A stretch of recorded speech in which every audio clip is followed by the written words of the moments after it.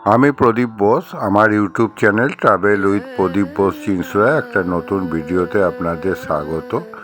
কলকাতার কাছাকাছি খুব কম খরচে সকাল সকাল বেরিয়ে বিকালের মধ্যে ফেরার মতো 6টি জায়গা আমি এই ভিডিওর মাধ্যমে আপনাদের জানাবো।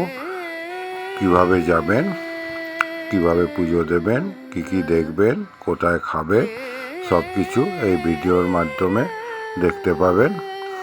তাই ভিডিওটা আশা করি আপনাদের ভালো লাগবে। আর এই ভিডিওটা দেখলে খুব কম খরচে মাত্র একদিনের ছুটিতে সকাল থেকে বিকেল অবধি বেশ দর্শনীয় স্থানগুলি আপনারা ঘুরে দেখতে পাবেন। তাই ভিডিওটা শেষ অবধি দেখার অনুরোধ রইল। চলুন তাহলে শুরু করা যাক।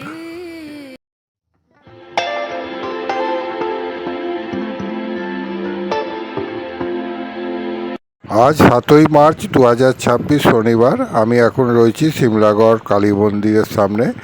প্রায় 3 মাস বাদে আমি আর আমার স্ত্রী বেড়াতে বেরিয়েছি। চুঁচুড়া থেকে সিমলাগড়ের দূরত্ব 32 কিলোমিটার। আমি চুঁচুড়া থেকে বাইক নিয়েই এই সিমলাগড় চলে এসেছি।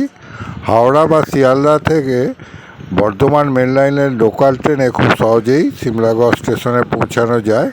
দূরত্ব প্রায় 64 কিলোমিটার, সময় লাগে 1 ঘন্টা 30 মিনিট, ভাড়া 15 টাকা। রাস্তার ধারে প্রচুর ডালার দোকান আছে। যদিও আমি বাড়ি থেকে বেরোবার সময় চুঁচুড়ার পিপুলপাতি মোড়ে জলযোগ মিষ্টির দোকান থেকে আমি সন্দেশ কিনে নিয়ে এখানে পুজো দেবো বলে চলে এসেছি। আপনারা এখানে এসেও ডালা কিনতে পারেন। সিমলাগড় স্টেশন থেকে এই কালী মন্দিরের দূরত্ব 1 কিলোমিটার। খুব সহজেই টোটো করে এখানে চলে আসা যায়। হুগলি জেলার খুব প্রাচীন ও জাগ্রত এই কালী মন্দির। একে অনেকে শ্মশান কালীও বলে। আগে নাকি এখানে শ্মশান ছিল, আবার ডাকাতরা এই মন্দির প্রতিষ্ঠা করেছিল বলে এটিকে ডাকাত কালীও মন্দির নামেও পরিচিত। এখানে নিত্য পুজো হয়। তাছাড়াও বিবাহ, অন্নপ্রাশন ও নতুন গাড়ির পুজো হয়ে থাকে। মন্দিরের পাশে অনেকগুলো পুজোর সামগ্রীর দোকান আছে। সেখান থেকে পুজোর জন্যে ডালা কিনে নিয়ে মাকে পুজো দেওয়া যায়। আগে নাকি এই মন্দিরে নরবলি হতো, তবে এখনও ছাগ বলি প্রথা চালু আছে। বিশেষ বিশেষ দিনে মায়ের কাছে ছাগ বলি হয়। খুব সুন্দর এই মন্দিরটা। এইখানে এই গাছে সবাই মানত করে সুতো বাঁধছে। আর এই সামনে এটা একটা তুলসী মঞ্চ, তার সামনেই সবাই ধূপ এবং মোমবাতি মাকে দেখাচ্ছে। এখানে নাম গোত্র দিয়ে পুজো করা যায়। পুরোহিতরা নাম গোত্র দিয়ে পুজো করা যায়। আর এই হচ্ছে মায়ের মন্দির। আর পাশেই এটা একটা শিব মন্দির করা হয়েছে নতুন। সবাই শিব মন্দিরে জল ঢালছে। জায়গাটা খুব সুন্দর। এটা মন্দিরের পিছন দিক। আর এই ঠিক পিছন দিয়েই হাওড়া বর্ধমান মেন লাইনটা চলে গেছে, ট্রেন যাওয়া যায়। এখানে জলের ব্যবস্থা এবং বাথরুমের ব্যবস্থাও আছে। আর আমরা পুরো মন্দিরটা একটু ঘুরে দেখছি, বেশ ভালো লাগছে, খুব সুন্দর। আমরা অনেকটা সময় এই মন্দিরে কাটালাম। এইটা নাট মন্দির, এখানে বসে মায়ের পুজো দেখা যায়। আগে এই স্থানে নাম ছিল হরিহরপাড়া। জিটি রোডের ধারেই একেবারে এই মন্দিরটা। আর খুব সহজেই এই মন্দিরে আসা যায়। আমরা পুজো দিয়ে দিয়েছি। এবার একবার মাকে দর্শন করে বেরিয়ে যাব।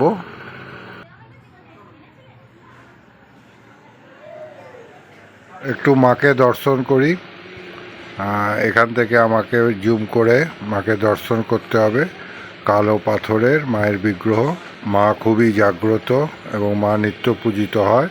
কালী পুজোর দিন এখানে বড় উৎসব হয়। আমরা সেইটা দেখলাম, মাকে পুজোও দিলাম। খুব ভালো লাগলো এখানে এসে। এবার এখান থেকে আমরা বেরিয়ে যাব।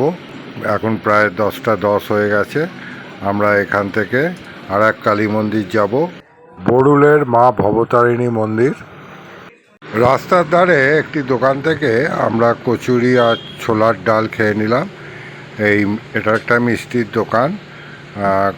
কচুরি এবং ছোলার ডাল, কোনো আলুর ব্যাপার নেই। খুব সুন্দর কচুরিগুলো করেছে।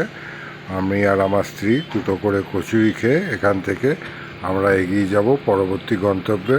সিমলাগড় কালীবাড়ি থেকে আমরা বেরিয়ে এবারে আমরা যাচ্ছি বরুল কালী মন্দির। সিমলাগড় কালীবাড়ি থেকে দূরত্ব প্রায় 15 কিলোমিটার, আর বইঁচি থেকে এর দূরত্ব 9 কিলোমিটার। আপনারা বইঁচি এসে সেখান থেকে অটো করে খুব সহজেই এই বরুল কালী মন্দিরে পৌঁছানো যায়। একে অনেকেই দ্বিতীয় দক্ষিণেশ্বরের মন্দির বলে। আমি এখন চলে এসেছি বরুল কালী মন্দিরের সামনে। এটা গুড়াব থানার অধীনস্থ এই বরুল গ্রামে এই মন্দিরটা 2021 সালে হয়েছে, 24শে ফেব্রুয়ারি 2021 সালে। খুব সুন্দর মন্দিরটা। আর এই মন্দিরটার গেট, একটা বড় গেট, ছোট গেট, এখানে জুতো রাখার র্যাক রয়েছে। আর দেখুন অপূর্ব সুন্দর মন্দির।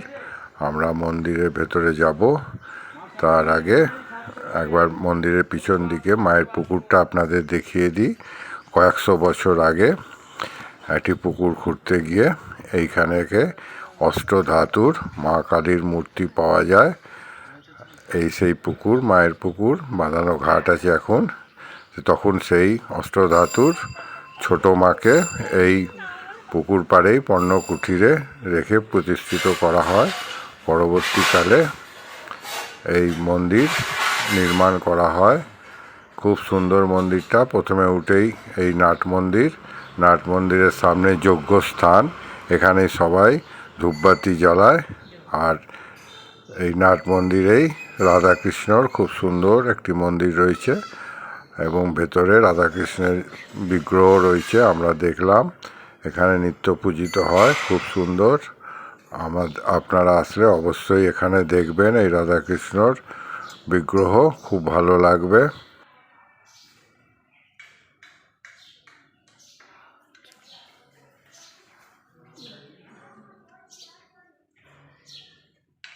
এইবার চলুন মূল গর্ভ গিয়ে মাকে দর্শন করব। আর মূল মন্দিরের দুধারে দুটো শিব মন্দির আছে। এইটা মূল মন্দির, এইখানে মা ভবতারিণী আছেন।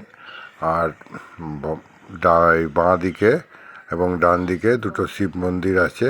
আমরা প্রথমে উঠেই এই শিব মন্দিরে এলাম। বাবা পঞ্চানন, কালো পাথরের শিব, খুব সুন্দর, আপনারাও দেখবেন। আর এইটা নাট মন্দির, এই সিঁড়ি দিয়ে উঠে নাট মন্দির। বরুলের মা ভবতারিণী মন্দির, দক্ষিণেশ্বরের আদলেই এই মন্দির হয়েছে। আমার স্ত্রী একটু ধূপবাতি দেখাচ্ছে বাবা পঞ্চাননকে। আর এবার চলুন একটু মাকে দর্শন করি।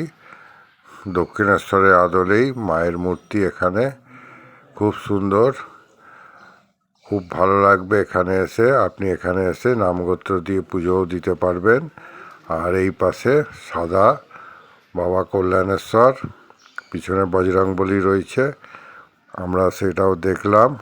এবার আমরা মন্দিরের পিছন দিকে যাব, সেখানে গ্রহরাজের বিগ্রহ আছে, আমরা সেটা দেখব। খুব শান্ত নিরিবিলি গ্রাম্য পরিবেশ, খালি পাখির ডাক শোনা যাচ্ছে। এইটা পিছন দিক মন্দিরের, এইখানে পিছন দিকেই রাস্তা করা রয়েছে। আর এই সামনে মায়ের পুকুরটা, আর এই সোজা গ্রহরাজ শনি মহারাজের মন্দির। আমরা সেখানেও একটু দর্শন করব, ধূপবাতি জ্বালাবো। এই মন্দির চত্বরে 5টা মন্দির আছে। রাধাকৃষ্ণ মন্দির, মা ভবতারিণীর মন্দির, বাবা পঞ্চানন, বাবা কল্যাণেশ্বর আর শনি মহারাজ। আমাদের বরুল মন্দির ঘোরা হয়ে গেল।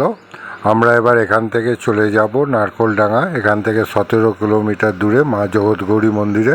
আমরা এখন চলে এসেছি বৈদ্যপুরের নারকোলডাঙ্গার মা জগৎগৌরী মন্দিরের সামনে। এখানে আসতে গেলে হাওড়া বর্ধমান মেন লাইনে বইঁচি স্টেশনে নেবে, সেখান থেকে একটা টোটো রিজার্ভ করে আপনারা এই জায়গাগুলো ঘুরে দেখে নিতে পারে। 5 থেকে 600 টাকা ভাড়া নেবে। নারকোলডাঙ্গার মা জগৎগৌরী মন্দির, রাখাল রাজা মন্দির, বৈদ্যপুর এবং বারুলের ভবতারিণী মন্দির আপনারা ঘুরে দেখে নিতে পারবেন। এইটাই হচ্ছে নারকোলডাঙ্গার বিখ্যাত মা জগৎগৌরী মন্দির। ভেতরে পুজোর ডালা পাওয়া যায়, আপনারা সেখান থেকে ডালা কিনে মাকে পুজো দিতে পারেন। আর এই মায়ের মন্দির, উপরে ত্রিশূল এবং ওং লেখা রয়েছে। আর এইটা হচ্ছে নাট মন্দির, টিনের ছাউনি দেওয়া, সামনে ভোগঘর, খুব সুন্দর এবং খুব জাগ্রত এই জগৎগৌরী মন্দির। মা মনসা আর মা জগৎগৌরী একই। মা জগৎগৌরী মন্দিরে আমাদের দর্শন পুজো হয়ে গেল। এবার আমরা যাচ্ছি রাখাল রাজা মন্দিরের দিকে। আর একটু এগিয়েই মা জগৎগৌরীর পুরনো মন্দির, আমরা সেটাও রাস্তা থেকে দেখে নিলাম। এটা রাখাল রাজার যাওয়ার রাস্তার উপরেই পড়বে, আপনারাও দেখে নেবেন। ঝাপানের সময় এখানে খুব বড় মেলা বসে। আমরা এরপর বৈদ্যপুরের গোপালদাসপুর গ্রামের রাখাল রাজা মন্দিরের গেটের সামনে চলে এসেছি। আমরা এখন রয়েছি রাখাল রাজা মন্দির চত্বরে। এই মন্দিরটা খুব সুন্দর। বইচি স্টেশন থেকে প্রায় 12 কিলোমিটার দূরে এই মন্দির। আমি অবশ্য বাইক নিয়েই এসেছি, আপনারা আসলে একটা টোটো রিজার্ভ করে নেবেন, তাহলে সব জায়গাগুলো ঘুরে দেখে নিতে পারবেন। দিয়ে বিকালে আবার আপনাদের বইচি স্টেশনে নামিয়ে দেবে। এইটাই রাখাল রাজা মন্দির, জোড়বাংলার মন্দির। সামনে নাট মন্দির রয়েছে। আর পরিবেশটা একবার দেখুন, খুব সুন্দর। কথিত আছে কাটোয়ার রামকানো গোস্বামী এই মন্দির প্রতিষ্ঠা করেছিলেন স্বপ্নাদেশ পেয়ে। আর এই মন্দিরের বয়স প্রায় 500 থেকে 800 বছরের মধ্যেই হবে। বহু প্রাচীন এই মন্দির। আর ভেতরে সারাদিনই নাম কীর্তন হয়। খুব ভালো লাগবে এই পরিবেশটায় এসে আপনাদের। আর এখানেই ভোগ পাওয়া যায়। আপনারা এসে প্রথমেই ভোগের কুপনটা কেটে নেবেন। এখন 60 টাকা করে ভোগ কুপন মূল্য হয়েছে।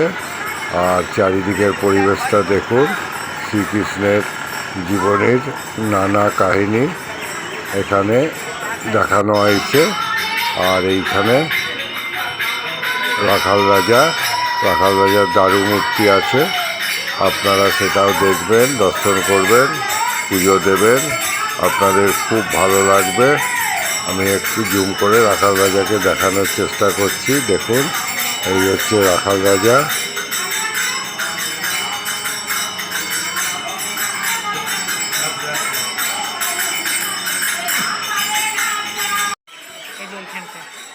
ওটাই তো দোল মঞ্চ।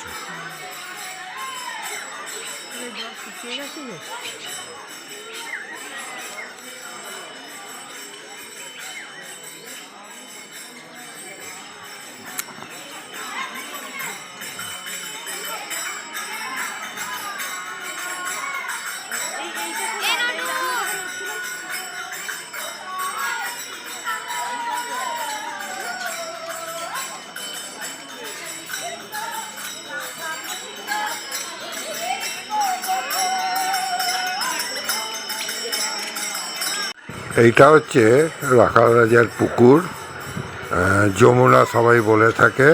এইখানেই নিম কাঠ ভেসে ওঠে এবং সেই নিম কাঠ থেকেই রাখাল রাজার মূর্তি তৈরি হয়। আমার স্ত্রী এই জলের একটু মাথায় নেবে বলে নামছে পুকুরের ধারে। খুব পূর্ণ পুকুর, আমরা সেটা দেখলাম, খুব ভালো লাগলো। আপনারা আসলেও দর্শন করবেন, দেখবেন ভালো লাগবে। একটু হাতে নিয়ে এসো, তাহলেই হবে।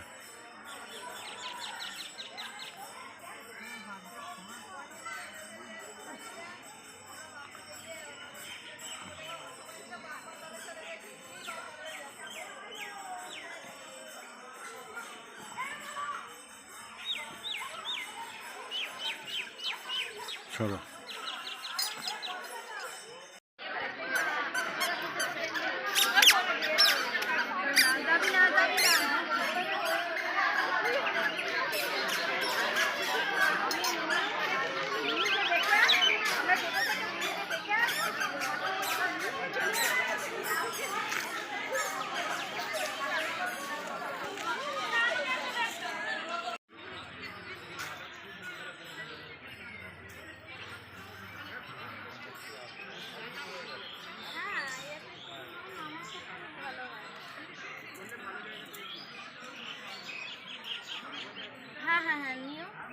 আর বলছি শোনো না, আমার জন্য একটা চকলেট এনে দেবে তো। কেন বলো তো, আমার খাবার বলে যাবে, তাহলে ওটা আমাকে বার করে রেখে দিতে।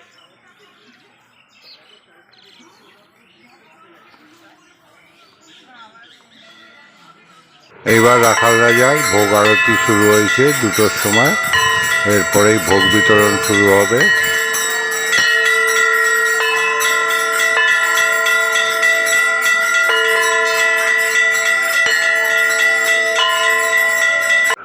আমরা এই ভোগ কুপন নিয়ে ভোগ খেতে বসে পড়েছি। মাটিতেই বসতে হবে এখানে। আর এই ভোগের কুপনের মূল্য 60 টাকা করে। আর দেখুন কত মানুষ আজকে ভোগ খেতে বসেছে, প্রচুর মানুষের ভিড় হয়েছে আজকে। আমি এবং আমার স্ত্রী প্রতি বছরই এখানে এসে এই ভোগ গ্রহণ করি, আর খুব ভালো লাগে এই রকম পরিবেশে বাবার ভোগ পেতে। প্রথমেই আমাদেরকে বাবার ভোগের অন্ন দিয়ে গেল, আমরা সেটা গ্রহণ করলাম, খুব ভালো লাগলো। তারপরে সাদা ভাত দিয়ে গেল, তবে প্রচুর লোক, একটু সময় লাগছে। আর যেহেতু মাটিতে বসেই খাওয়া, তাই সবাই দেখুন দুধারে লাইন দিয়ে বসে আছে। এরপর আমাদের শুক্তো দিয়ে গেল, ভাত শুক্তো, তারপরে আরও সবজি আসবে। এরপরে এসছিল ছেঁচড়া, তারপরে আলু পোস্ত, ডাল আর আলু পটলের তরকারি, এইগুলো সব দিয়ে গেল। আমরা খেলাম, খুব সুন্দর টেস্ট হয়েছিল। তারপর চাটনি আর পায়েস। আজকে ভোগ আমাদের খুব ভালো লাগলো। ভোগ গ্রহণের পর আমরা এখন এই গাছের তলাতে একটু বিশ্রাম নিচ্ছি। মোটামুটি রাখাল রাজা মন্দির ফাঁকা হয়ে গেছে, কয়েকজনই খালি রয়েছে। আমরা একটু বিশ্রাম নিয়ে এখান থেকে বেরিয়ে যাব, এখান থেকে বৈদ্যপুর যাব। রাখাল রাজা থেকে আমরা এখন বৈদ্যপুরে চলে এসেছি, 4 কিলোমিটার মতো দূর। এই দেখুন বৈদ্যপুরে প্রবেশের প্রথমেই 2টো শিব মন্দির আর একটা দোলমঞ্চ রয়েছে, টেরাকোটার কাজ করা। এই 2টো শিব মন্দির বৈদ্যপুর প্রবেশের প্রথমেই আছে। আমরা সেইগুলো একটু দেখে নিচ্ছি, আপনারাও দেখবেন, আপনাদের ভালো লাগবে। যে টোটো রিজার্ভ করে আসবেন তারাই আপনাদেরকে এই সব মন্দিরগুলো দেখিয়ে দেবেন। বৈদ্যপুরের নন্দীবংশীয় জমিদাররা প্রচুর মন্দির নির্মাণ করেন। এখানে দেখার অনেকগুলো জিনিস আছে, যেমন এই জোড়া শিব মন্দির, তাছাড়াও জোড়া দেউল, রাসমঞ্চ, দোলমঞ্চ, কাছারি বাড়ি, পুজো বাড়ি, রাজবাড়ি, এই সমস্ত কিছু অনেকগুলো দর্শনীয় স্থান আছে। মোটামুটি ঘুরে দেখতে বেশ ভালো লাগে। আমরা দ্বিতীয় শিব মন্দিরটাও দর্শন করলাম, খুব ভালো লাগলো আমাদের। এখানে কালো পাথরের শিব আর বজরংবলী রয়েছে, আমরা সেইটা দর্শন করলাম, ভালো লাগলো। আর এইটা মনে হয় দোলমঞ্চ ছিল। আর সামনে একটা নতুন মন্দির তৈরি হয়েছে। এরপর আমরা আর একটু ভেতর দিকে যাব, সেখানে জোড়া দেউল রয়েছে। এই দেখুন এইটাই জোড়া দেউল। আর উপরের পুকুরগুলোতে প্রচুর টিয়া পাখি বাসা করে আছে, যদিও গেট বন্ধ। আমরা তাই বাইরে থেকে এই জোড়া দেউল দেখলাম, খুব ভালো লাগলো। প্রচুর টেরাকোটার কাজ রয়েছে এর দেওয়ালে, আমরা সেগুলো দেখলাম। তারপর কয়েক পায়ে গিয়েই আমরা এখন রাসমঞ্চের সামনে, এটা বৈদ্যপুরের রাসমঞ্চ, আর সামনে বুড়ো শিব, আর এইটা দোলমঞ্চ।